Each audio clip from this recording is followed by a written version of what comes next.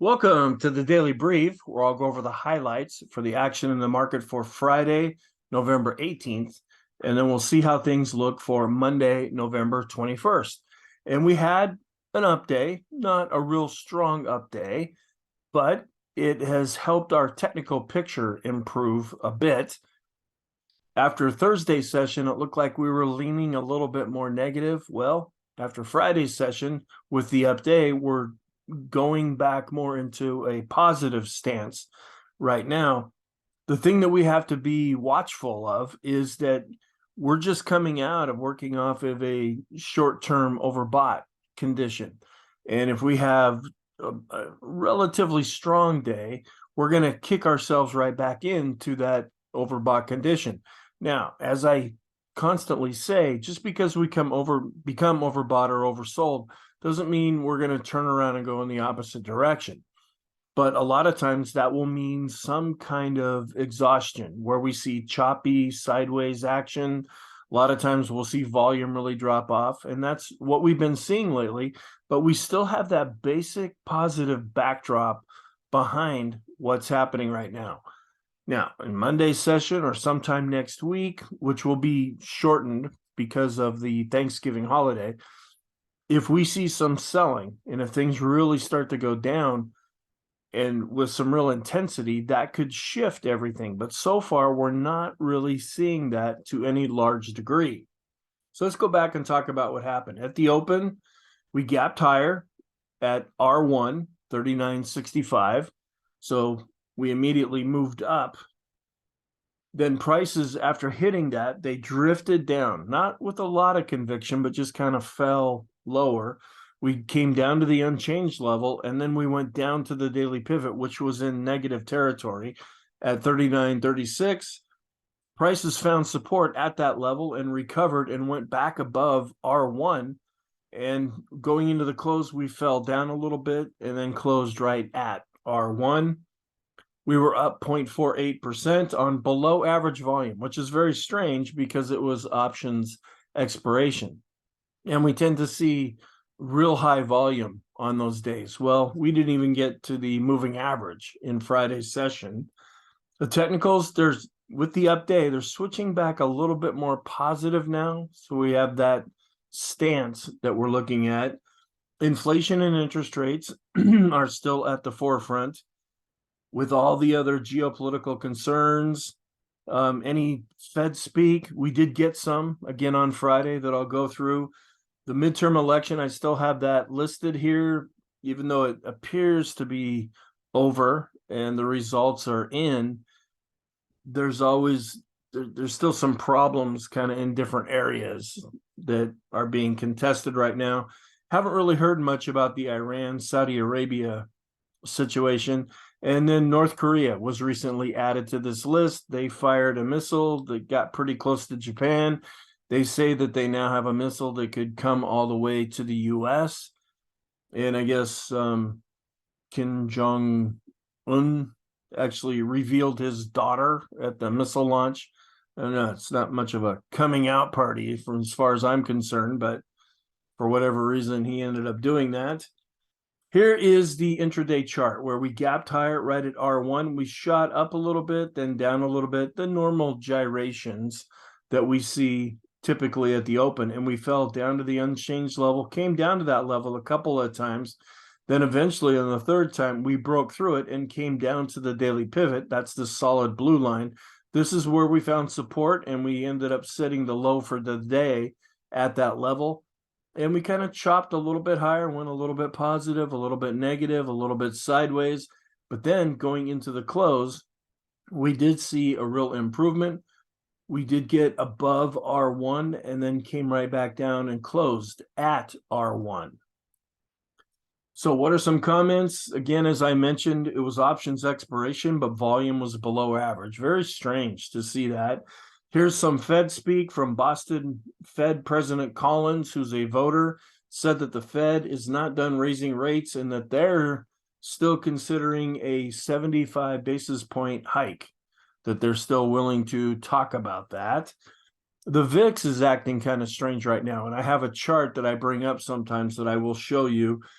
This also gave some headwinds for the stock to prevent stocks from even going higher. The dollar was up and interest rates were up as well. The stocks and the dollar and interest rates have had a real tendency now to go in opposite directions. Well, we had all of them up in Friday's session. And on a short-term basis, we still have that rate of change 10-period chart that is extreme positive, even though it's starting to come down, excuse me. The stochastics, those are pretty touchy. That's why they're a short-term indicator. The three different time frames that I look at together, they're short-term. We have to keep an eye on that because with any kind of an update, that could shoot us back into being overbought. And the Williams percent R, which is another really touchy indicator, it's very near extreme positive. In the intermediate term, we still have the BPI. It's coming down a bit, but it's still in extreme positive territory. And some of our PMO studies are also extreme positive. We still have the same yield curves that have been inverted with the 30 to the 5 where it went away. Well, now it's back. So we have the 10 to the 5, the 10 to the 2, and the 10 to the 3 month in addition to the 30 to the 5 year. Sentiment remains positive. It didn't really budge all that much in Friday's session. In the economic reports that came out, we had existing home sales, which were down 5.9% on a month-over-month basis. This calculates out to an annual rate of 4.43 million existing home sales actually happening. They expected it to be at 4.38 million, so a little stronger than expected, but weaker than last time. And we're seeing a lot of that.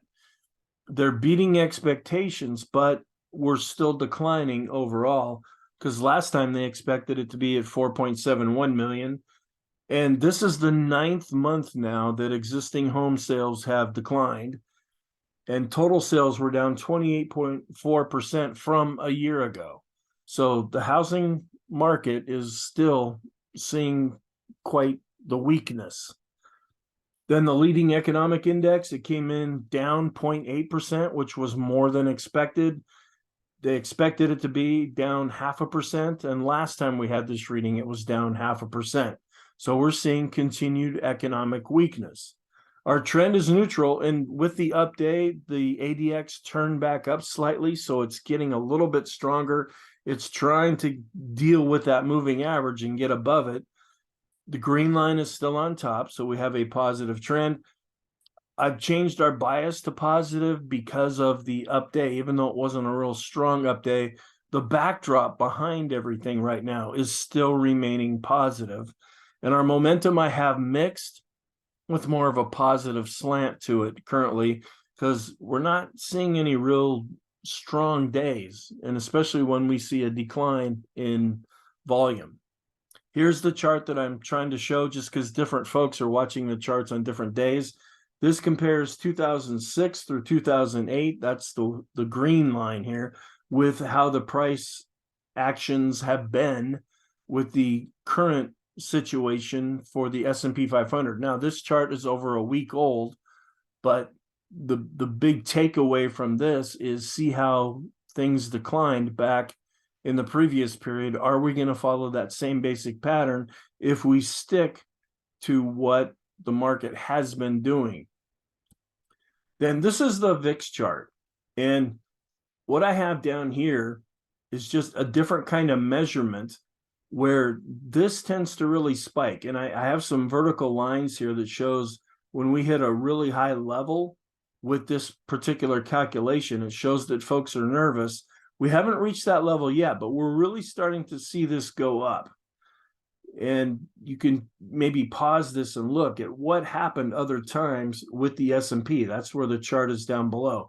Sometimes this was positive, sometimes this was negative. Right in here, it actually marked some kind of a bottom.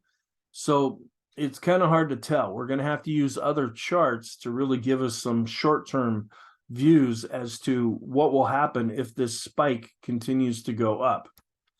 Then here's our trend showing where the ADX is trying to go back up ever so slightly. It's pretty much flat though, but the green line did turn back up and that's positive. But However, we still remain below 20 overall. So we're still in this trendless environment. And you see, it kind of makes sense. If you look at the last number of days here, we've been chopping a little bit higher, a little bit lower. We're pretty much going sideways right now.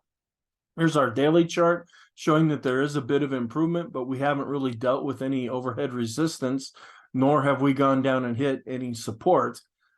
But we need to see more follow through action and to see if we can get through this R1 level and then get back up to the 200-day moving average. That would be positive.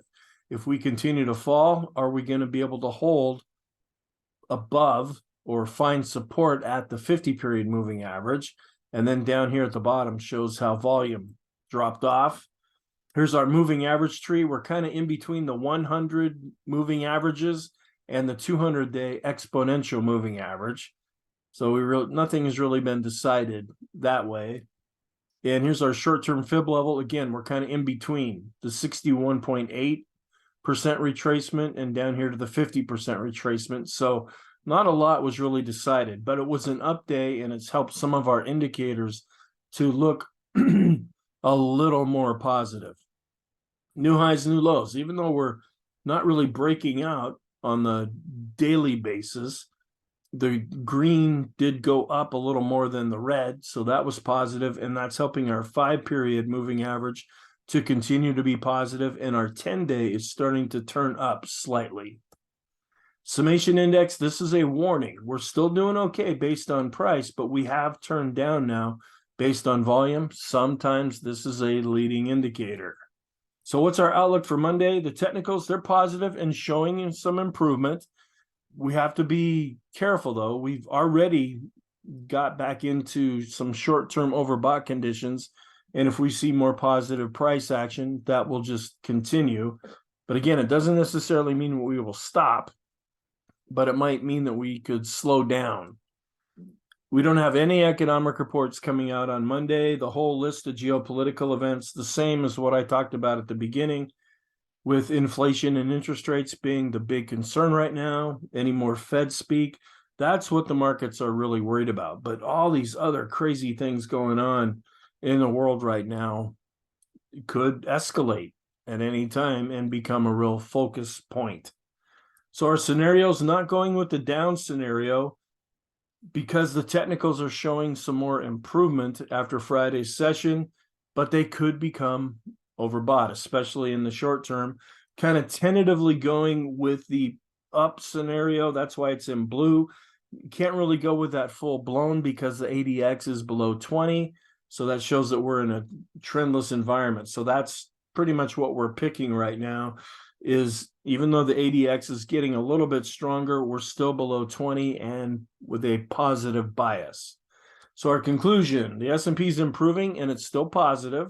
Short-term improving and still positive, but could become overbought. We're already showing some overbought indications, but that could become even more overbought. Intermediate term, we are showing some improvement after Friday's session. Long term, though, we are still negative. So thank you. Have a wonderful weekend. I'll have to see if I do a full-blown video. Usually I do the full-blown video first and then the daily brief after that. I just figured I'll do the daily brief now, see how that goes, and then see if I'm able to do the full-length video as well as the weekly video and the intermarket analysis video. So on that note, have a great weekend, and I'll talk to you in whatever video is next.